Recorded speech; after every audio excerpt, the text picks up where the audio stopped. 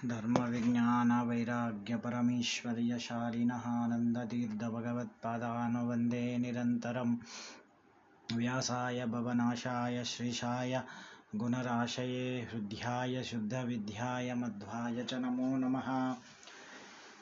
జయత్యజో క్షీణ సుఖాత్మబింబ స్థైశ్వర్యకాంతిప్రతతః సదోదితః స్వక్త సంతాపదురిష్టహంత రామావతారో హరిరీశ చంద్రమా.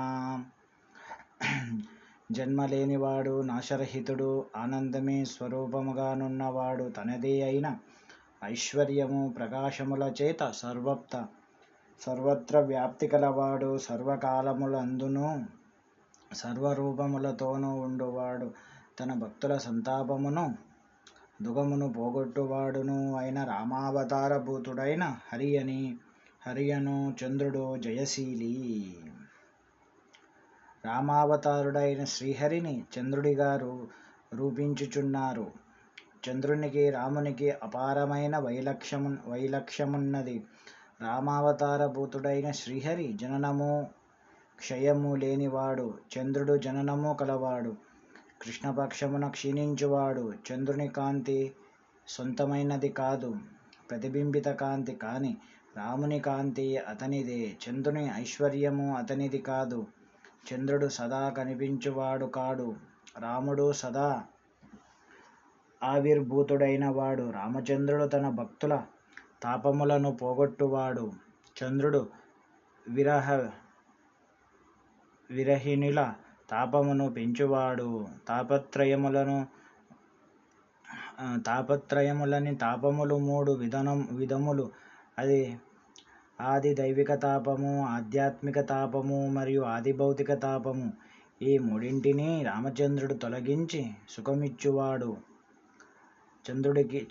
చంద్రునికి అటువంటి మహిమలేవియూ లేవు.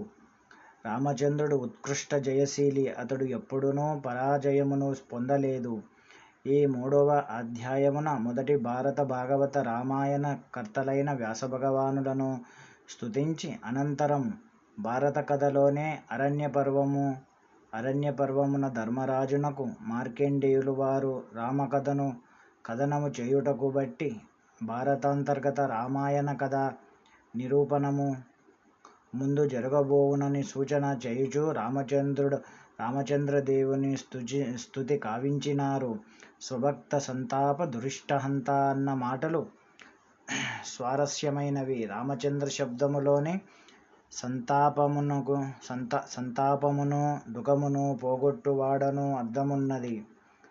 రామ రంజన కలిగించువాడని అర్థము. అట్లే చది ధాతువు నుండి వచ్చిన చంద్రశబ్దమునకు కూడా ఆహ్లాదము కలిగించునను అర్థము. రామచంద్రుడు పుంసాను మోహన రూప అని రూపము చేత ఆహ్లాదము కలిగించుటకే కాక రామో విగ్రహవాన్ ధర్మ అని గుణములు చేతను తాపమును పోగొట్టువాడు.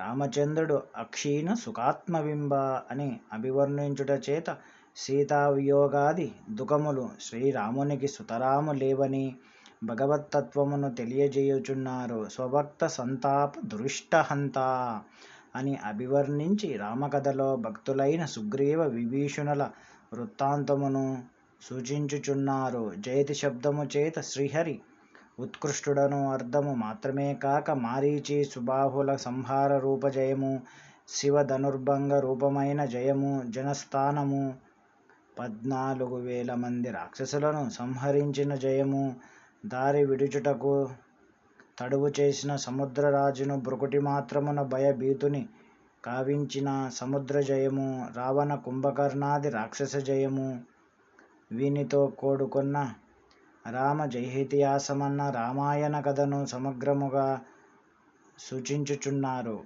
రామాయణములో హనుమంతుడు రామకార్య దురంధరుడు ప్రధానుడు. హరిరీశ చంద్రమా అను మాటలలో హరిశబ్దమునకు హనుమంతుడను అర్థము కూడా కలదు. హనుమంతుడు సీతకు వార్తాహరుడు, రామునికి సీతా వార్తాహరుడు. అంతేకాక హరిశబ్దవాచ్యుడైన హనుమంతుడు ఈశునిగా ప్రభువుగా గల సుగ్రీవ అంగదులకు రామచంద్రుడు చంద్రుని వలె ఆహ్లాదమును కలిగించెను. హరిశబ్దవాచ్యుడైన హనుమంతుడు రాక్షసులను సంహరించెను. లంకను హరించెను, కాల్చెను. రావణుని హరించెను, దర్పమును నాశనము చేసెను. అటువంటి హరిశబ్దవాచ్యుడైన హనుమంతునికి స్వాత్మ ప్రదానము కావించి అతనికి ఈశుడై చంద్రుని వలె ఆనందమును కలిగించెనని రామ హనుమత్ కథను కూడా సూచించినారు. రామచంద్రుడు స్వైశ్వర్యుడు అని చెప్పుట చేత సీతారాముల అవిభక్త దాంపత్యము సూచితమైనది. ఐశ్వర్యము లక్ష్మీవాచకము. లక్ష్మియే సీత. రాముడు సైశ్వర్యుడు, లక్ష్మీ సమేతుడు అనగా సదా సీతా సమేతుడే అనుటకు తెలుపుచున్నారు. అనగా సీతను రావణుడు రాముని నుండి విడదీసి తీసుకొని పోలేదని సూచన. ఇట్లు అల్పాక్షరములయందు అనల్పార్థ బోధ గావించి అనన్య సాధారణ రచన ధురీణులు శ్రీమద్ ఆచార్యుల వారు. శ్రీకృష్ణార్పణమస్తు.